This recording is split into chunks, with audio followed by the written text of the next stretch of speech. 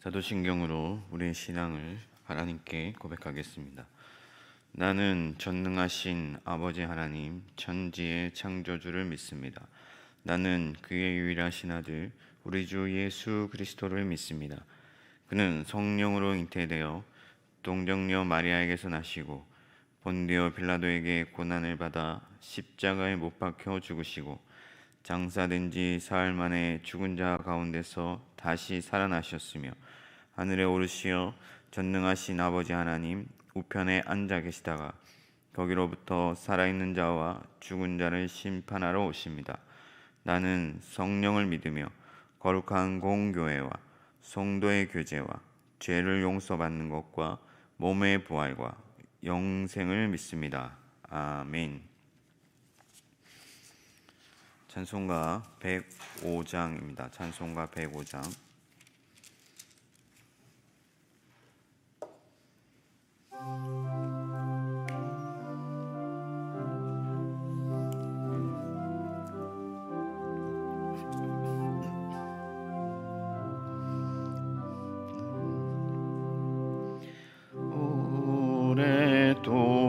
오랫동안 기다리던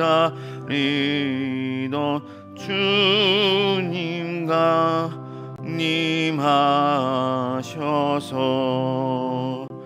죄에 매인 백성들을 자유 얻게 하시네.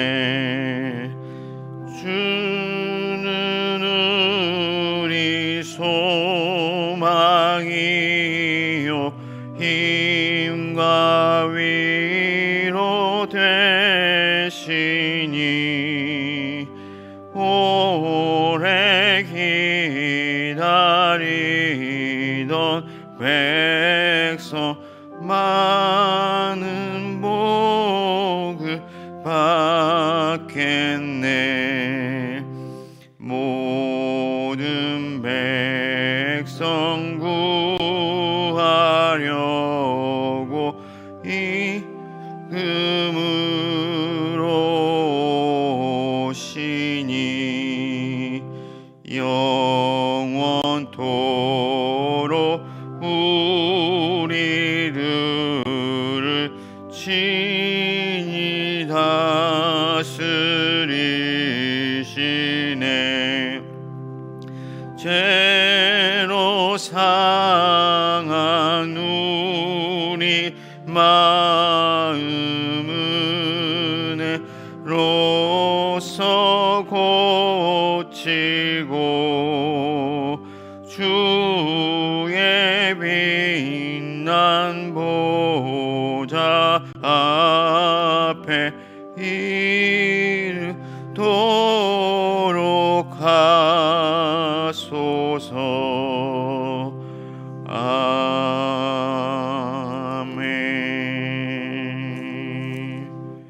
찬송가 108장 부르겠습니다.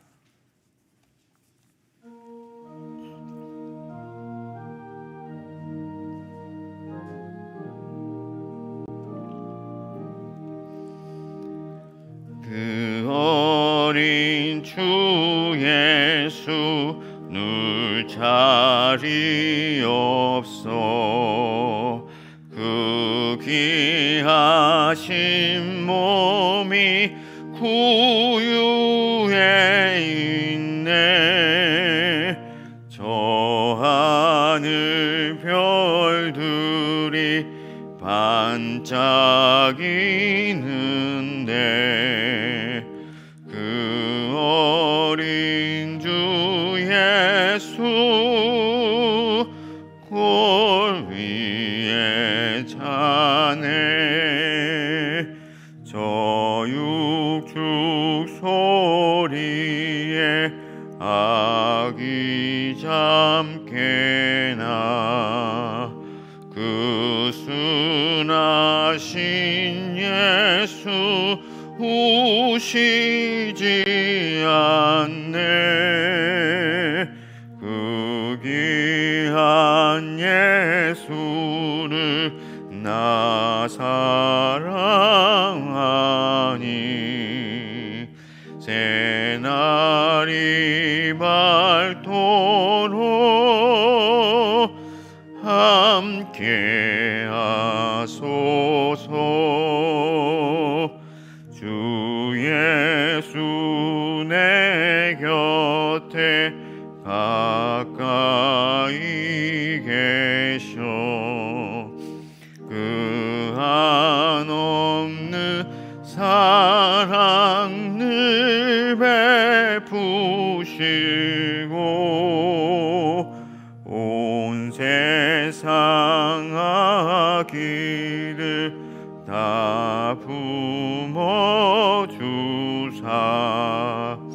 주 품 안에 안겨 살게 하소서.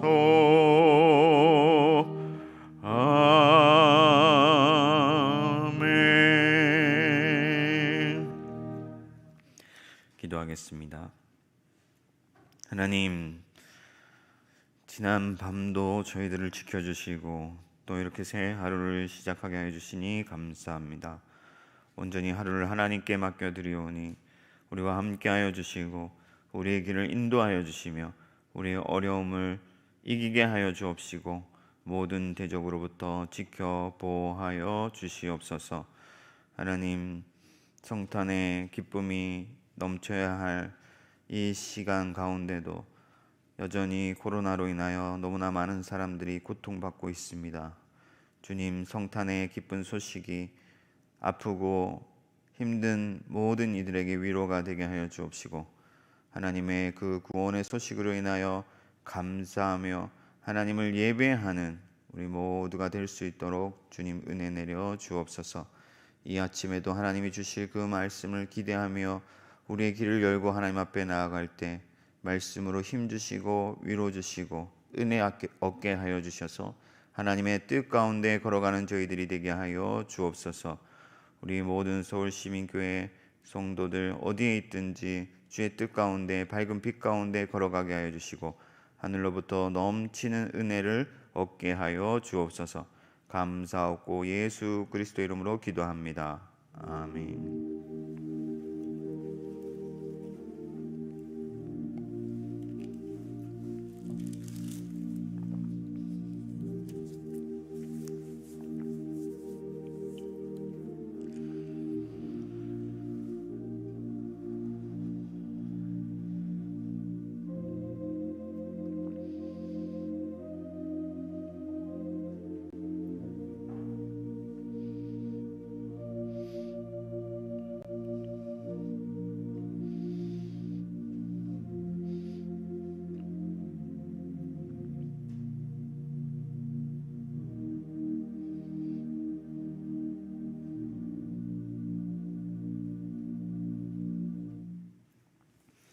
하나님의 말씀 찾겠습니다.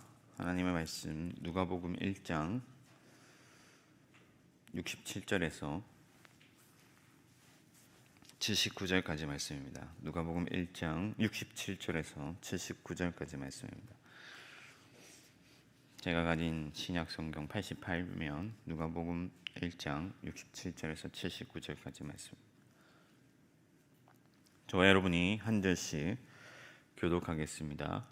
그 붙인 사가랴가 성령의 충만함을 받아 예언하여 이르되 찬송하리로다. 주 이스라엘의 하나님이여 그 백성을 돌보사 속량하시며 우리를 위하여 구원의 뿔을 그 종 다윗의 집에 일으키셨으니 이것은 주께서 예로부터 거룩한 선지자의 입으로 말씀하신 바와 같이 우리 원수에게서와 우리를 미워하는 모든 자의 손에서 구원하시는 일이라. 우리 조상을 긍휼히 여기시며 그 거룩한 언약을 기억하셨으니 곧 우리 조상 아브라함에게 하신 맹세라. 우리가 원수의 손에서 건지심을 받고 종신토록 주의 앞에서 성결과 의로 두려움이 없이 섬기게 하리라 하셨도다. 이 아이여 내가 지극히 높으신 이의 선지자라 일컬음을 받고 주 앞에 앞서가서 그 길을 준비하여 주의 백성에게 그 제 사함으로 말미암는 구원을 알게 하리니 이는 우리 하나님의 긍휼로 인함이라. 이로써 또 은혜가 위로부터 우리에게 임하여. 함께 읽겠습니다. 어둠과 죽음의 그늘에 앉은 자에게 비치고 우리 발을 평강의 길로 인도하시리로다 하니라. 아멘. 1914년 12월 25일 로버트 해밀턴 대령, 영국의 로버트 해밀턴 대령의 일기를 보면 1차 세계대전 가운데서 세계에서 유례를 찾아볼 수 없는 그런 기이한 일이 기록되어 있습니다. 독일군이 프랑스를 침공하기 위해서 벨기에 지역에서 전투를 할 때 일화인데, 벨기에 국경 전체를 이어서 연합군과 독일군의 전선이 이어졌고 따라서 치열한 공방이 지속되고 있었습니다. 그러던 크리스마스 시즌이 돌아왔을 때 한 독일군 병사가 캐롤을 부르기 시작했습니다. 그러자 영국의 장교는 독일군을 향해 행복한 크리스마스가 되길 바랍니다 하고 인사를 건넸습니다. 그러자 독일군 장교도 당신들에게도 행복이 깃들길 바랍니다 그렇게 대답을 했습니다. 그리고 다음 날 이 두 장교는 잠시 크리스마스 동안만이라도 전쟁을 멈추고 휴전을 하자 하고 국지적인 휴전을 맺었습니다. 그리고 나서는 그 치열한 전투를 벌이던 그 현장에서 서로 공을 차고 담소를 나누며 영국군 이발사가 독일군의 머리를 잘라주는 등의 놀라운 평화의 현장이 재현되었습니다. 이것은 세계에서 유례없는 기적과도 같은 일화로 남아 있습니다. 왜 이런 일이 일어났을까요? 예수 그리스도께서 이 땅에 오심은 너무나도 특별한 사건이고 너무나도 큰 평화와 은혜를 증거하는 위대한 사건이기 때문에 그렇습니다. 누가도, 이 누가복음을 기록한 누가도 예수님의 이 놀라운 출생의 의미를 사람들에게 깊이 각인시켜 주기를 원했습니다. 그래서 그는 세례 요한의 출생과 예수님의 출생을 교차적으로 서술함으로써 그의 복음서를 시작하고 있는데, 이 요한과 예수님의 출생은 성령이 주도하고 있고 보통의 사람들과 다른 그런 비범한 잉태와 출산의 과정을 그리고 있다는 공통적인 특징이 있지만, 예수님은 구원하신 능력의 왕으로 묘사되고 요한은 그의 구원을 준비하는 종과 예언자로 묘사되고 있습니다. 그러니까 요한을 배경으로 해서 예수 그리스도의 위대하심과 예수 그리스도의 특별하심과 예수 그리스도의 그 왕권을 강화하고 있다 하는 것입니다. 여기서 누가의 관심은 예수님께서 과연 왜 이 땅에 오셨는가, 예수 그리스도께서 무엇을 위하여 오셨는가 하는 것입니다. 그래서 복음서를 시작하면서 누가는 이 사실을 분명히 짚고 넘어가길 원했습니다. 예수님이 세상을 구원하시기 위하여 이 땅에 오셨다는 거예요. 예수 그리스도께서는 이 땅에 왜 오셨는가? 그분이 하늘로부터 이곳에 임하신 목적이 무엇인가? 그것은 예수 그리스도는 세상을 구원하기 위하여 오셨다 하는 것입니다. 이것이 기독교 신앙의 핵심입니다. 본질입니다. 구원이 없으면 아무것도 아니고, 구원이 없으면 우리의 모든 행위가 헛되고 의미가 없습니다. 우리는 구원을 기뻐하고 감사하고 구원으로 인하여 찬양하고 구원을 전파해야 하는 줄 믿습니다. 그래서 누가는 이 마리아의 창가에 이어서 사가랴, 그러니까 세례 요한의 아버지죠. 여러분들이 앞서 사건을 잘 아실 텐데, 사가랴가 반차를 따라서 성전에서 섬길 때 천사의 예언을 받고 요한의 출생을 알게 됩니다. 이후에 요한이 출생하고 난 이후에 이 사가랴가 성령에 감동되어서 하나님께 찬미를 올려드렸는데, 이 찬미를 누가가 기록함으로써 하나님의 구원의 의미, 예수 그리스도가 이 땅에 오신 그 구원, 오셔서 이루신 그 구원의 의미를 보다 명확하게 우리에게 제시하려 했다는 것입니다. 그래서 이 사가랴는 성령을 받아서 예언하며 찬미를 불렀는데, 보통 아들이 태어나면 그 아들에게 초점을 맞추게 되어 있잖아요. 어제 우리 새로 오신 배정인 전도사님 카톡 와가지고 이 뱃속에 있는 아기가 아들입니다 하고 연락을 줬더라고요. 얼마나 기쁘고 좋겠습니까, 그죠? 그래서 자기 아들이 만약에 태어나면은 그 아들에게 초점을 맞추기 마련인데, 그러나 이 처음부터 요한은 사가랴의 주된 관심이 아니었습니다. 왜냐하면 그는 왕이 아니기 때문에. 그러니까 요한은 왕이 아니기 때문에 그렇습니다. 사가랴는 충실한 하나님의 종으로서 우주의 왕이신 하나님과 그의 아들 예수 그리스도께 온전히 초점을 맞추고 있습니다. 자기 아들 요한은 단지 그의 오실 길을 준비하는 자, 예비하는 자. 그러니까 그는 서버예요. 보조이고 부차적이고 둘째입니다. 첫째는 무엇이냐? 바로 왕으로 오신 예수 그리스도라 하는 거예요. 그리고 그의 구원이라. 그렇습니다, 여러분. 우리의 신앙의 초점이 어디에 있습니까? 우리의 크리스마스를 맞이하는 이 시점에 있어서 예수 그리스도와 구원에 우리의 관심이 과연 있는지 확인하고 점검해야 될 필요가 있다는 것입니다. 성과 후가 뒤바뀌어서는 안 되는 것입니다. 우리가 신앙생활을 할 때 여러 가지 활동을 하고 여러 가지 기도 제목을 가지고 하나님께 나아가는데 우리의 주된 관심, 우리의 분명한 초점이 어디에 있느냐? 자녀들이 좋은 대학에 가는 것, 혹은 사업이 잘 되는 것, 혹은 어떤 사람들은 이 악한 세상이 좀 더 밝은 세상이 되기를 바라면서 그렇게 하나님 앞에 나아가는 사람도 있을 거예요. 무엇이든지 가능합니다. 어떤 것이든지 하나님 앞에 가지고 나아갈 수 있습니다.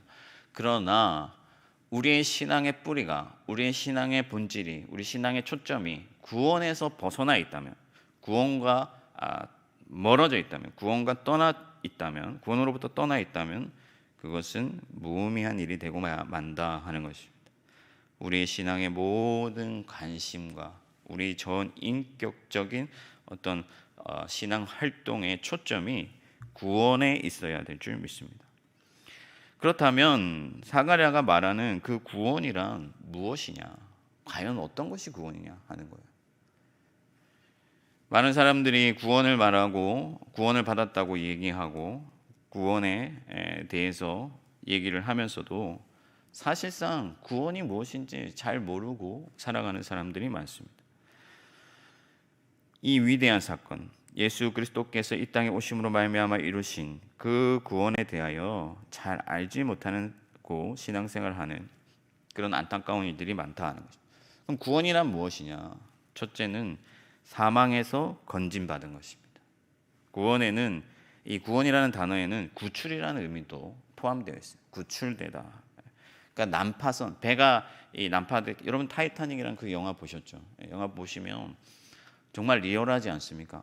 그 배에 타고 있었다고 한다면은 정말 아찔할 텐데 그 배에서 구출되는 그런 의미가 있는 거예요. 납치되었다가 구출받는 그런 의미가 포함되어 있는 것입니다. 여러분, 우리가 어디에서 구출되었습니까? 구원받았습니까? 영원한 사망으로부터 구원받았는 줄 믿습니다. 그래서 우리는 그 구원을 인하여 기뻐하는 것입니다. 구원은 해방이요 광복입니다. 구원은 하나님의 생명으로 나아가는 영원한 기쁨입니다. 그래서 우리는 구원으로 인하여 날마다 기뻐하고 찬미해야 하는 것이죠. 우리 신앙의 바탕에는 기쁨이 깔려 있는 거예요. 그러므로 여러분, 결코 여러분들의 기쁨이 식어지지 않게 하시기를 바랍니다. 이 코로나라는 상황이 저희를 많이 어렵게 만들어요. 힘들게 합니다. 기도 생활을 방해하고 하나님 앞에 자유롭게 예배하던 모든 순간들이 통제되고 너무나 어렵습니다. 그러나 여러분, 우리의 구원의 기쁨은 결코 빼앗기지 않습니다. 하나님께서 여러분들을 영원한 고통 가운데서 건지시고 생명을 주시고 구출해 주셨다는 사실을 믿음으로 어떤 순간에도 기뻐하고 전심으로 기뻐하고 적극적으로 기뻐하고 기쁨을 취하고 기쁨을 선택하고 기쁨으로 인하여 하나님께 예배하는 저와 여러분들이 되기를 바랍니다. 그래서 구원이라는 것은 역동적이에요. 우리의 신앙생활들이 가끔씩 무기력해지고 지치고 위축될 때가 있는데, 그것은 그 기저에는 구원의 기쁨을 빼앗긴 그런 우리의 모습들이 있다는 것입니다. 여러분, 기뻐하면 힘이 솟잖아요. 기뻐하면요, 특히 막 제가 청년 사역을 하니까 청년들을 보면 조금만이라도 막 웃고 재밌어 하는데, 어떤 리액션을 취하냐면 박수를 막 치고, 기뻐하면 옆 사람을 막 때리고 박수 치고. 왜 그러냐면 기쁨으로 인하여 에너지가 나거든. 그래서 예수 그리스도를 믿는다는 것은 그 구원의 기쁨으로 인하여 역동적으로 살아가는 거예요. 비록 세상이, 여러 가지 상황이 우리를 힘겹게 하지만 여러분, 구원의 기쁨을 잃어버리지 아니하고 그 기쁨으로 인하여 날마다 하나님 앞에서 역동적으로 새 삶을 살아가는 저와 여러분들이 되기를 바랍니다. 다윗은 구원의 기쁨을 빼앗기지 않게 해달라 기도했습니다. 이 구원의 기쁨은 날마다 새로운 것입니다. 날마다 더욱 기뻐하는 저와 여러분들이 되기를 바랍니다. 두 번째는 구원은 언약을 이루신 것이다. 오늘 본문에서 사가랴는 하나님이 자기의 자비로 인하여 자기 이름으로 맹세하신 그 언약을 기억하사 그의 능력으로 권능의 구원자를 일으키셨다. 그렇게 말씀하고 있습니다. 그러니까 구원은 전적으로 하나님의 역사예요. 우리가 거기에 기여하는 것이 없습니다. 구원은 하나님이 우리를 새롭게 창조하시는 행위고, 우리를 그의 피로 사시는, 그러니까 하나님께서 모든 것을 행하시는 것이 바로 구원이에요. 하나님의 의지를 따라서, 하나님의 경륜 가운데서, 하나님의 사랑 안에서, 하나님의 능력으로, 하나님의 언약을 기억하사 우리를 자기의 소유로 삼으신 사건이 바로 구원이다 하는 거예요. 얼마나 위대합니까? 하나님께서 영원한 왕이시며 태초부터 계시던 영원까지 계시는 그 하나님께서 저와 여러분들을 기억하사 그의 능력으로 우리를 위하여 구원자를 일으키시고 우리를 자기의 소유로 삼으셨다. 할렐루야. 그러므로 이제 우리도 겸손히 신실하게 그 언약을 기억하고 하나님께로 돌아가야 될 줄 믿습니다. 우리는 하나님의 자녀요, 하나님의 소유 삼으신 하나님의 친백성입니다. 여러분, 구원받았다, 구출받았다는 것은 방종을 말하는 게 아니에요. 내 마음대로 살아가는 게 아닙니다. 이제는 모든 종속되었던 것에 벗어나서 내가 내 마음대로 하는 것이 아니에요. 구원이란 예수 그리스도의 언약에 종속되는 것입니다. 그리스도께 매이는 것입니다. 하나님께서 그 언약에 신실하사 우리를 구원하여 주신 같이 우리도 그 언약으로 돌아가서 하나님의 소유된 백성으로 우리 자신을 기꺼이 하나님께 내어드리는 것, 그것이 바로 구원인 줄 믿습니다. 내 뜻이 아닌 하나님의 뜻에 종속되어 하나님을 위하여 살아가는 삶, 그것이 구원이며 저와 여러분들의 믿음인 줄 믿습니다. 그러므로 오늘 하루 살아갈 때 여러분, 내 뜻, 내 마음, 내 욕심을 따라 살지 아니하고 오직 하나님의 자녀로서 기품 있게 성실하게 하나님의 밝은 빛 가운데서 살아가는 저와 여러분들이 되기를 진심으로 바랍니다. 마지막으로 세 번째는 구원은 하나님을 예배하게 하십니다. 예배하게 하십니다. 하나님은 사망에서 우리를 구출하여 그의 소유로 삼으셨습니다. 그리고 오늘 사가랴가 고백하기를 이제는 영원토록 두려움 없이 하나님을 섬기게 하셨다. 섬기게 하셨다. 전에는 우리가 하나님을 섬길 수 없는 자들이었어요.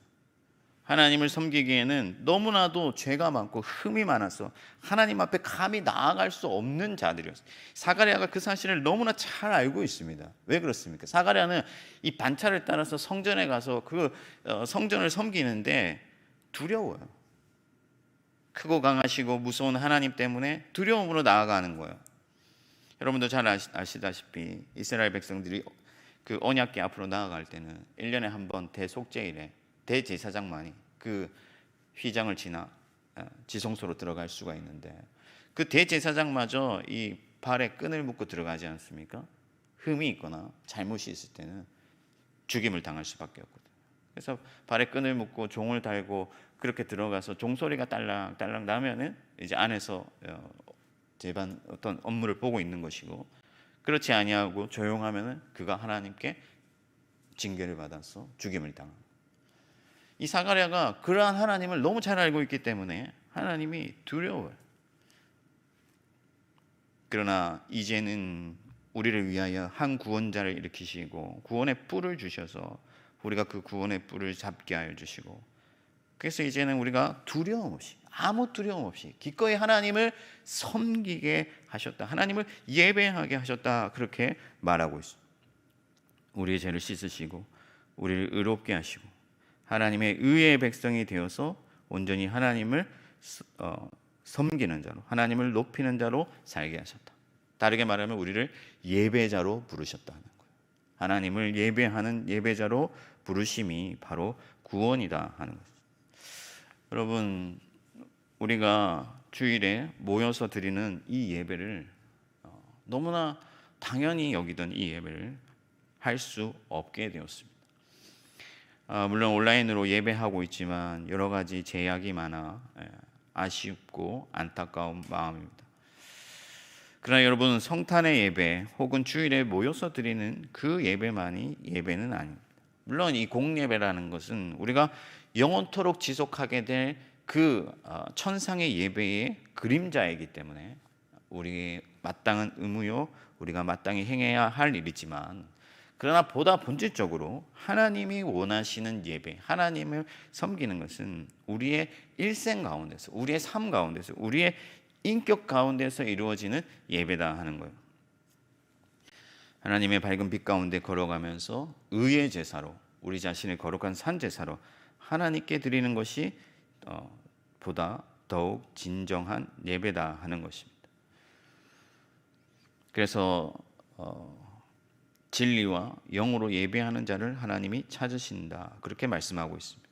여러분, 하나님의 말씀에 순종하고 하나님의 영광을 높이고 사랑하고 거룩하며 의를 행하며 선을 베풀고 낮아지며 섬기며 그렇게 하나님을 예배하시길 바랍니다. 그 일로 무사람들이 하나님께 영광을 돌리게 하는 저와 여러분들이 되기를 진심으로 바랍니다. 말씀을 정리하겠습니다. 여러분, 성탄의 시즌이 다가왔습니다. 그러나 이 성탄을 세상에 빼앗긴 지점들이 있습니다. 세상의 사람들도 이 성탄절이 되면 기뻐하고 또 선물을 주고받는 등 감사하지만 진정한 그 기쁨을 알지 못해요. 그 의미를 알지 못합니다.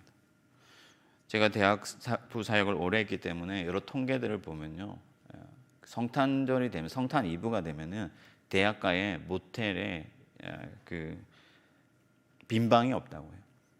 그만큼 오히려 정말 예수 그리스도의 의와 평화가 깃들어야 할 그 성탄에 더욱 죄가 심해지는 것을 보게 됩니다. 그러나 우리는 구원을 알고 있습니다. 그리스도께서 왜 이 땅에 오셨는가? 왜 메리 크리스마스인가? 왜 세상의 평화와 기쁨인가? 전쟁도 멈추게 하는 성탄의 본래의 의미는 무엇인가? 그것은 구원인 줄 믿습니다. 성탄의 시즌을 맞아서 여러분의 구원관을 다시금 정립하시기를 바랍니다. 구원이란 사망에서 건짐을 받는 것입니다. 그래서 우리는 기쁨을 빼앗기지 않아요. 어떤 순간에도 기뻐하고 감사합니다. 구원이란 우리를 언약 백성 삼으신 사건입니다. 하나님이 친히 그의 언약으로 우리를 자기 백성으로, 자기 소유로 삼으신 사건입니다. 그러므로 날마다 우리는 기꺼이 우리 자신을 하나님께 내어드립니다. 그리고 마지막으로 구원이란 예배자로 부르심입니다. 날마다 더욱 하나님의 구원을 인하여 하나님을 충만하게 예배하는 저와 여러분들이 되기를 주님의 이름으로 축원합니다. 하늘에 계신 우리 아버지, 아버지의 이름을 거룩하게 하시며 아버지의 나라가 오게 하시며 아버지의 뜻이 하늘에서와 같이 땅에서도 이루어지게 하소서. 오늘 우리에게 일용할 양식을 주시고 우리가 우리에게 잘못한 사람을 용서하여 준 것 같이 우리 죄를 용서하여 주시고 우리를 시험에 빠지지 않게 하시고 악에서 구하소서. 나라와 권능과 영광이 영원히 아버지의 것입니다. 아멘.